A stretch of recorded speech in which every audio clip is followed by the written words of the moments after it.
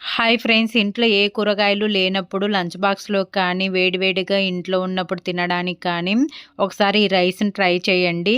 So, దీనికోసం first mixie జార్‌లో ఎండు కొబ్బరి ముక్కల్ని, పల్లీలను డ్రై రోస్ట్ చేసుకొని, ఒక గుప్పెడు వేసుకొని మిక్సీ పట్టుకోవాలి. తర్వాత ఉప్పు, కారం, పసుపు, వెల్లుల్లి వేసి మిక్సీ పట్టుకొని పక్కన పెట్టేసుకుందాము. తాలింపు కోసము 2 టేబుల్ స్పూన్ల వరకు ఆయిల్ వేసుకొని, తాలింపు దినుసులు, కరివేపాకు వేసి, తాలింపంతా వేగిన తర్వాత మనం మిక్సీ పట్టుకున్నటువంటి పౌడర్ కూడా వేసి, పచ్చి స్మెల్ మొత్తం పోయేంత వరకు లో ఫ్లేమ్‌లో ఫ్రై చేసుకోవాలి.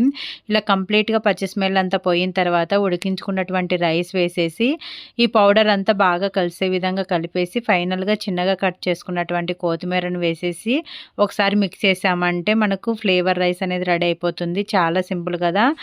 లంచ్ బాక్స్‌లోకి పెడితే పిల్లలు బాక్స్ మొత్తం ఖాళీ చేసుకొనొస్తారు. అంత టేస్టీగా ఉంటుంది. మీరు కూడా ట్రై చేయండి. మీకు ఈ వీడియో నచ్చినట్టయితే లైక్ చేసి సబ్స్క్రైబ్ చేసుకోండి. Thank you for